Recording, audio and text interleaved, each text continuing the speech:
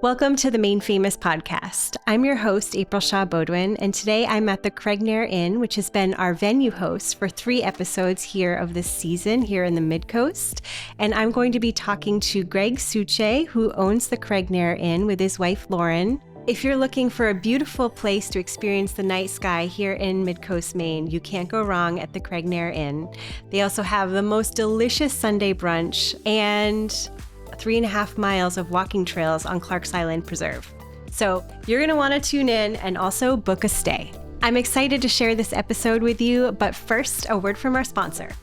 Hi, I'm Simon Griffiths, President and CEO of Camden National Bank. Camden National Bank is celebrating 150 years of standing beside the people, businesses, and communities that make Maine and New Hampshire home. And at the heart of it all is you. Every step of the way has been made possible because of your support. Even as we've grown, one thing has remained: our deep commitment to the communities we serve. We're not just here to offer financial guidance. We're here to show up, lend a hand, and be a true partner through life's big moments and everyday milestones. We're especially grateful to Maine Famous for shining a light on the local businesses and neighbors who shape the heart of Maine. Thanks for being part of our story. Thanks so much for being here with us today, Greg. Yeah, thanks for having me. I'm excited about it. Well, we're going to jump right in.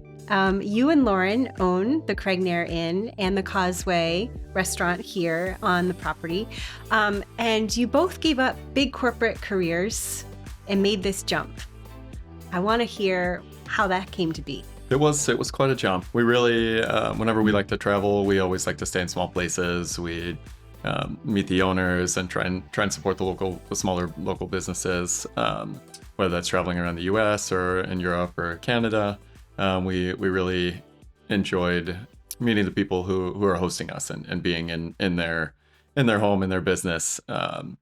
Particularly one instance when we were in Ireland a couple years before we bought the inn, staying in a little bed and breakfast on the coast of Galway, just north of Galway, and the woman who owned the place was telling us her story with a couple other guests that morning, and telling us how the home used to be the home she grew up in, and when her parents passed, she converted it to a small B&B that she ran herself, and she was telling us how nice it was that everybody who comes is happy, they're on vacation, they're in a good mood, and they're, maybe they're celebrating or they're doing something that's fun. So it wasn't, it didn't feel like work to her. And coming from property management industry in a large city, coming from Boston, that was the complete opposite of what I was used to. When anybody would email or call, it's always something's broken, something's wrong, somebody didn't show up. There's You're putting out fires all day long. Putting out fires all day. So after over a decade in the industry, that was really wearing on me. And Lauren was in a job she liked, but was happy to entertain the idea of making some sort of lifestyle change. And we thought about like what we could do together. Should we start a business, buy a business? And we kind of came up with this idea of being in this industry. And so we started looking at properties around New England. We looked for about 2 years or so. Looked at probably close to 20 different properties around New England. Mostly on paper. We visited a couple others, but looked at a lot of financials and properties from Cape Cod up to Vermont, Canada border and Western Mass, and several in Maine. But we really wanted to be on the Maine coast, was kind of our top choice. And you couldn't be closer to the coast. You can throw a rock into the water. And often do. So one day I think I was having a pretty frustrating day at the office, and decided to stop what I was doing and Google what bed and breakfasts were for sale that particular day. And we happened to find this place for sale online, and scheduled a visit, and came up, I think the next day or the day after that. And then we put in an offer the next day after that. And we realized that this was the spot we wanted to be. What was it about this place that you were like, all right, this is it? We happened to visit on a particularly perfect September day, a beautiful sunset when we got here, coming down the road, beautiful sunrise the next morning. We went for a run together down the peninsula a little bit, and we could really see that this was a special place. And had a lot of potential that was, being underutilized here. Mhm. So the Craignair is right on Clark's Island Preserve, right? I mean, you go out the door back here off the restaurant, and you have how many miles of walking trails? And I'll let you. Yeah, so it's we're very fortunate to have the Maine Coast Heritage Trust Preserve there. When we first purchased the property, we're in the process of purchasing the property. It wasn't certain that that was going to be Oh, converted to a preserve. It was converted in 2019 officially, um, maybe even 2020. But at the time, the family that owned the island had owned the entire island for a couple of okay. generations, and they were internally debating essentially should some of the family wanted to sell off the island and develop it all. Some of the family wanted to preserve it, um, and so they had come up with a number and a plan to, if enough funds were raised to preserve the island by a certain date, that it would be preserved, but if not, then it would be developed. So we helped with some of the fundraising efforts our first year here and generating some awareness for that. And fortunately, the Maine Coast Heritage Trust team did a really great job on the fundraising and was able to meet the goals and preserve. So right now they've got about 3.5 miles of hiking trails. Wow. And it's a 125 acre preserve. Amazing. One of the things that I love, I think that my husband and I discovered this place because we were Googling where to go to for brunch. And you have a spectacular brunch program. And we came and we sat outside on a warm summer day and we had the best brunch ever that I tell everyone about all of the time. And then we were able to go and enjoy the trails. I don't think we made it 3.5 miles, but we did just get to have like this lazy, luxurious Sunday outside, see the water. It was beautiful. And I don't know that everyone knows that you can come here and enjoy a great meal and enjoy the property. Yeah, it's especially for the Sunday brunch, it works out really well. We've interestingly enough found the last couple of years that people tend to fall in one of two categories: the let's eat and drink and then go for a hike to work that off, or people love to go for the hike first and then come and eat and drink as the reward for going on the hike. So it's funny that there's kind of the two types of people. But yeah, it is really fortunate that we've got the property there that our guests can enjoy, that our neighbors and our community can enjoy as well. Let's talk about the Causeway Restaurant. I mean, we have your chef just won an award. Yeah, we're very excited for Gil. He's worked hard in his career, and to get the recognition of Hospitality Maine's 2025 Chef of the Year. We're really proud of him and everything he's built here. He's fantastic with the staff. He's a great teacher, and he's just a great partner for Lauren and I to lead the restaurant. Yeah, and you're open year round, and people can come and have dinner how many nights a week? In the winter, we're open 3 nights a week. Okay. And in the summer, we're open 5 nights a week, in addition to the Sunday brunch all year round. And you do all kinds of themed dinners. Like you can come here. My husband and I came and we enjoyed something on New Year's Eve. It was just like a 5-course, 3-hour meal. It was so amazing. I don't think there's a lot of other inns that I can think of that are doing what you're doing. Yeah, we like to, we like to have fun with it as well, and anything we can do, especially during the off season, to keep our customers and our community engaged is a lot of fun. We do the pairing dinners, usually October through May. Once a month, we'll do a different theme. We've done Mardi Gras, we've done whiskey pairings, we've done French cuisine, we've done Puerto Rican cuisine. We've got one of our sous chefs is from Puerto Rico, and it's fun to get people to experience food and drink that are outside of outside of our comfort zones. And you do have a whiskey program. I if you're watching this and not just listening, you want to pull up one of your whiskeys here, or is it bourbon? So this is a 10-year Michter's bourbon, which is one of my go-tos, one of my favorites. The distillery I've visited a couple of times in Louisville.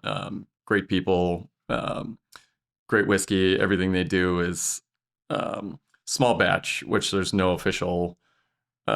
It's essentially a marketing term. There's no official designation on what makes a small batch. If Jim Beam does a small batch run, it might be 5,000 barrels blended together. these guys, everything they do is 20 barrels or less. Wow. So it just creates a high quality and consistent product, which is just really important for, for everything we do in the restaurant and what we want to offer our guests. Yeah. Do you want to talk about how many, is it whiskey or bourbon or? So this is a bourbon. Okay.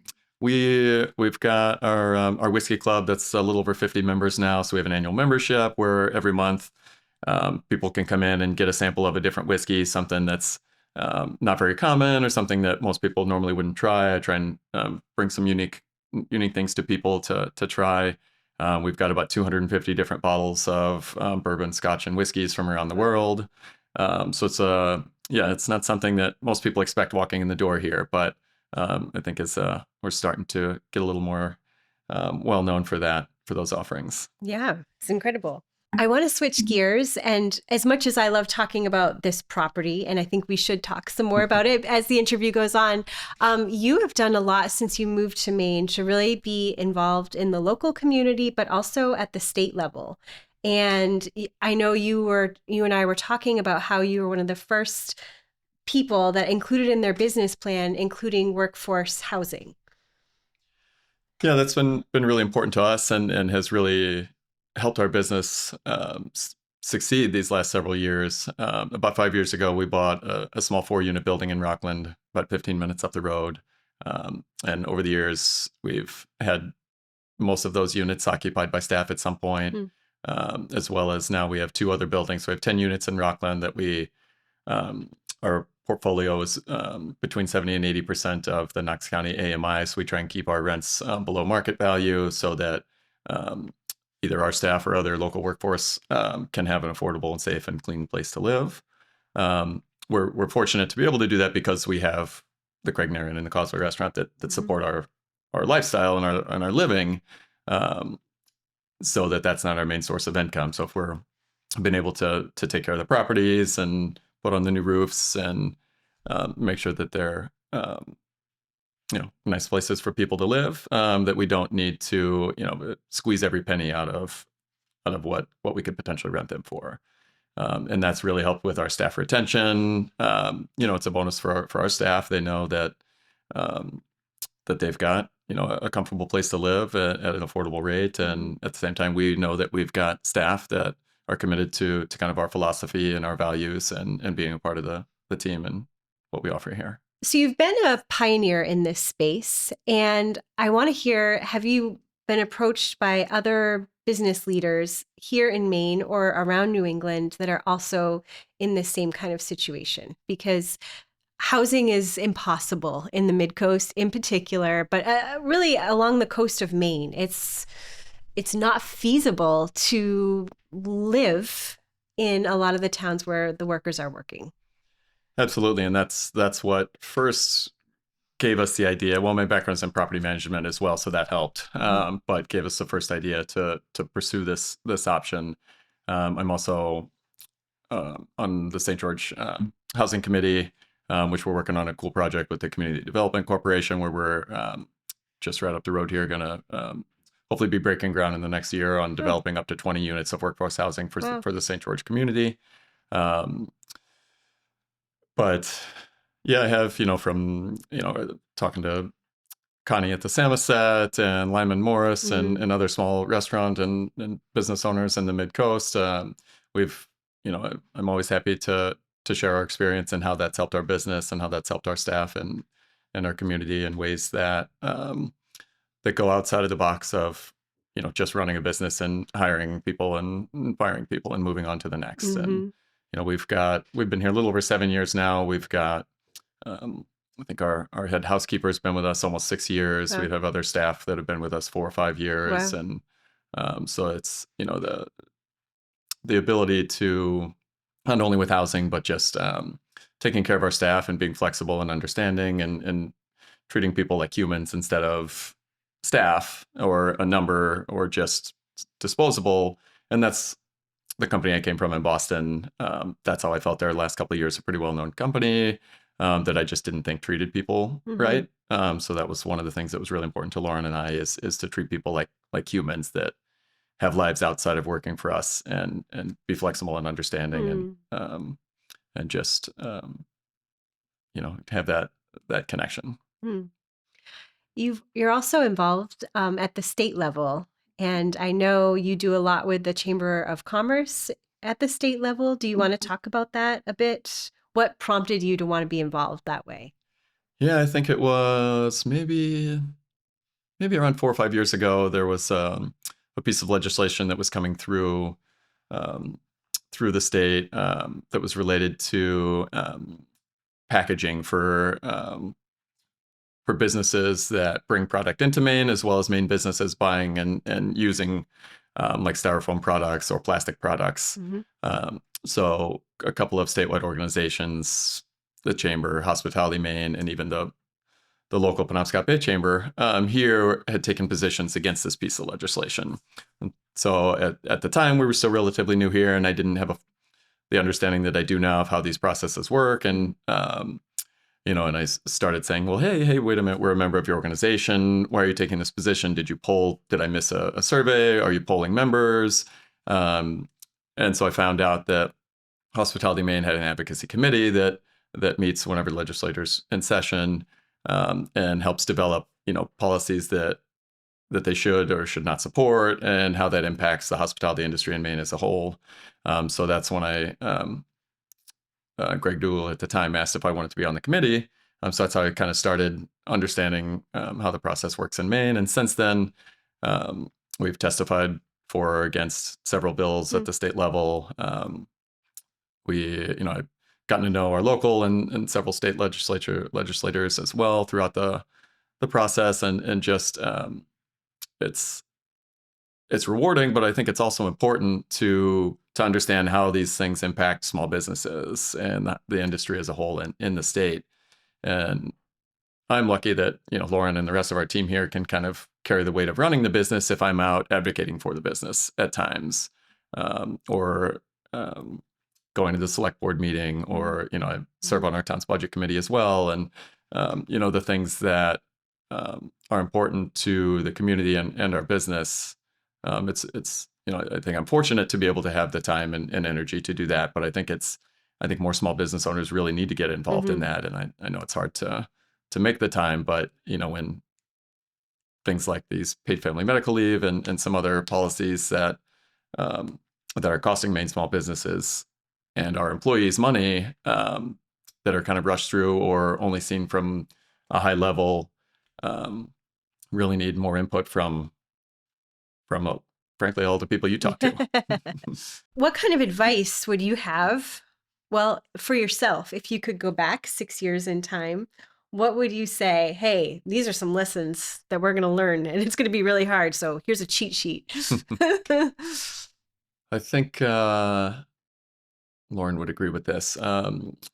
Patience, I think, is something that I sometimes forget about, and in owning the business and operating the business, that everything doesn't run on the schedule or the timeline that I would like it to. And I think I would say just like try and be more patient and understanding of people and of the process, and it's okay if things take a little longer. That's a good one. I know that you have also really prioritized your marketing in a way that I don't see small inns usually do. You have someone on staff that helps you with your marketing. How has that made a difference in your business? So actually, I have degrees in marketing and advertising. Okay. So when we first bought the business, for the first few years, we had contracted with large marketing firms out of Boston or Chicago. We went through a couple that did a good job, but ended up costing us, $50,000-$75,000 a year to run an effective marketing program.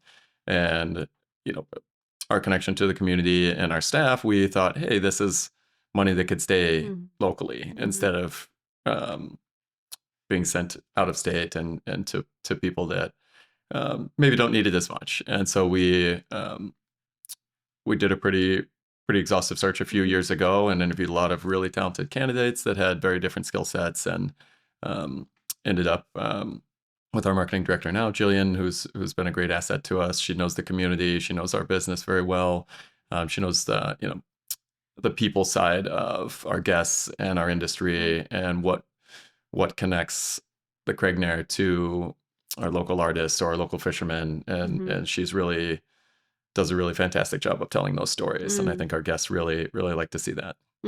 And we haven't talked about, you do have a gallery here at the Craignair, and you feature a bunch of local artists, right? Yeah, about 4 years ago, a local artist approached us and said that there were a lot of artists in the area struggling to find places to show their work, and thought that the space we're sitting in now, we hadn't renovated it yet. We had renovated a lot of the other parts of the building, and we were just weren't quite sure what to do with this space.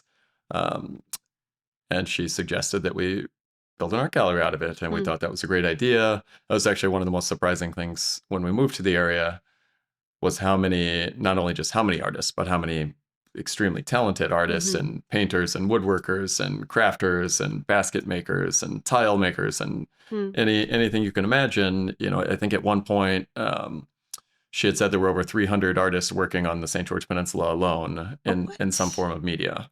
Wow.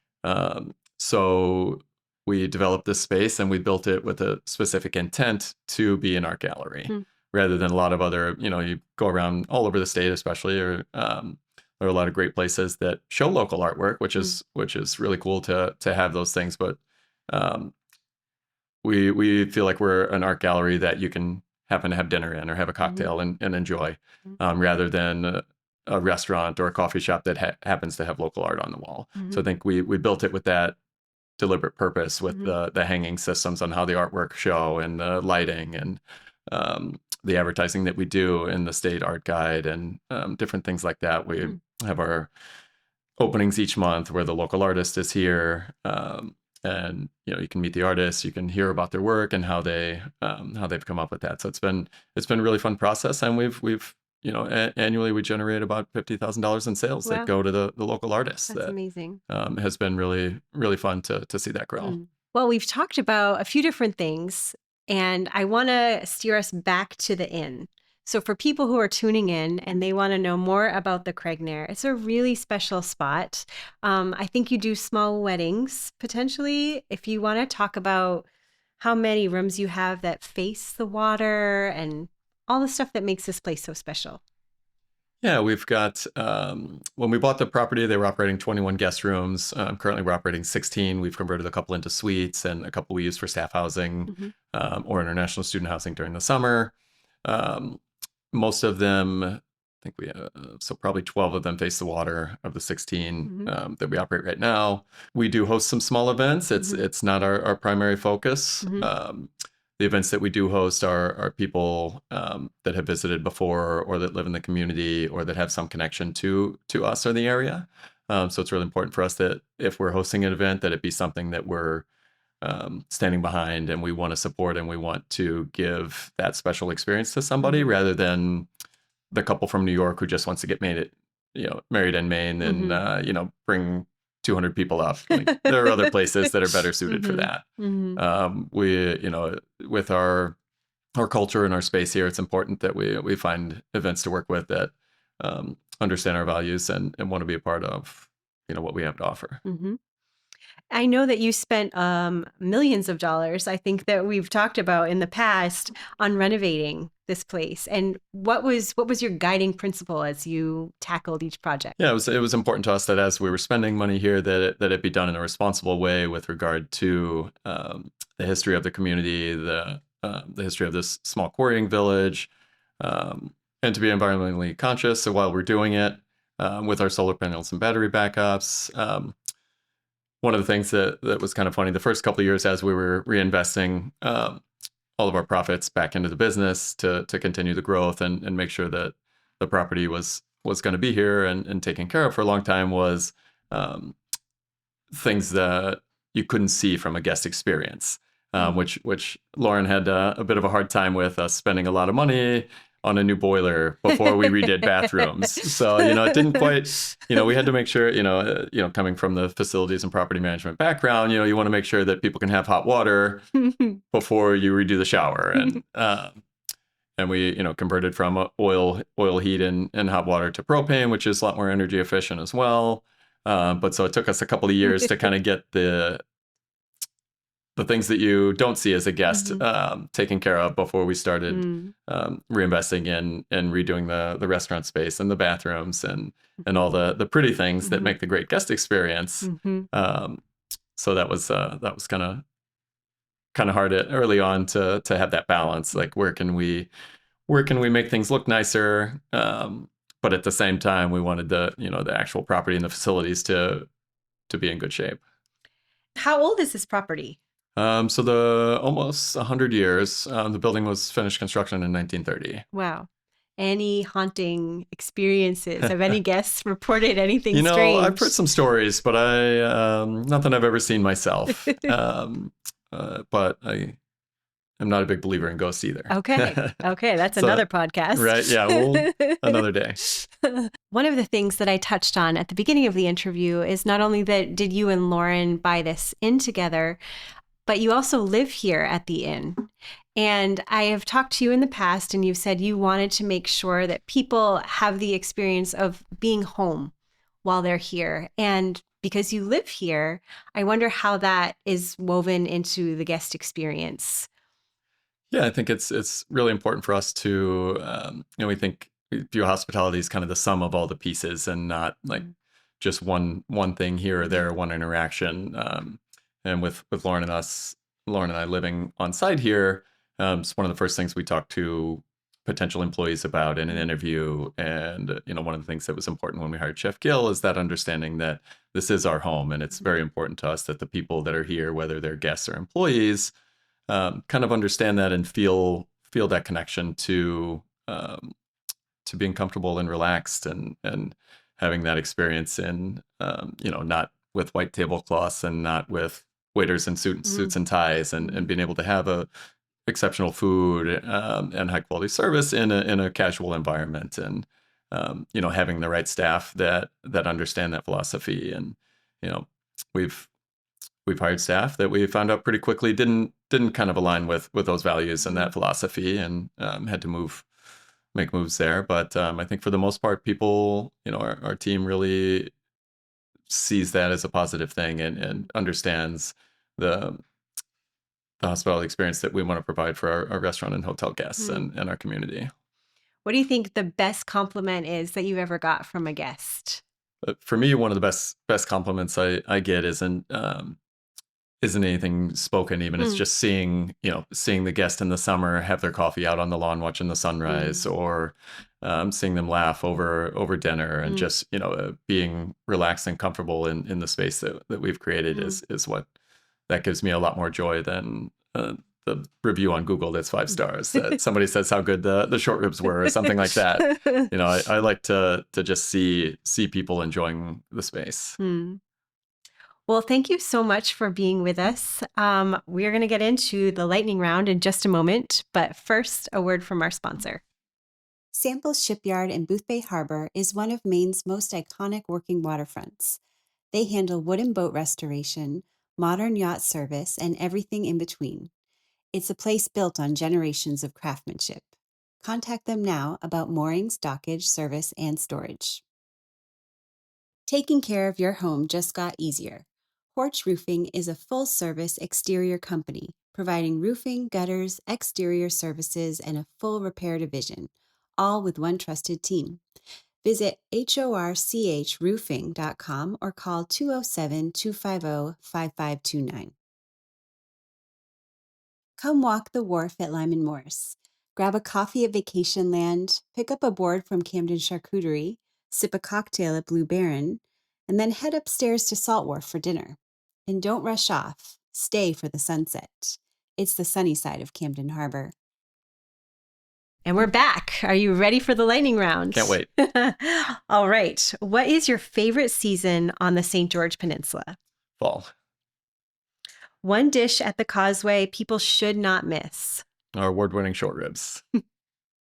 Favorite spot on Clarke Island? The quarry. Bourbon or scotch? Depends on the day. And lastly, what is the best time of day at the Craignair? Sunset. Sunset. Oh, do you get the sunset and the sunrise? I do. Very fortunate. Ooh, okay. And in the summer, there's with the the granite causeway that we named the restaurant after that connects to Clarke Island. There's 60 to 90-second window in the summers where the sun reflects just right off that causeway, and just like the whole thing looks like a golden road. It's pretty special. Amazing. Thank you. Yeah, thank you.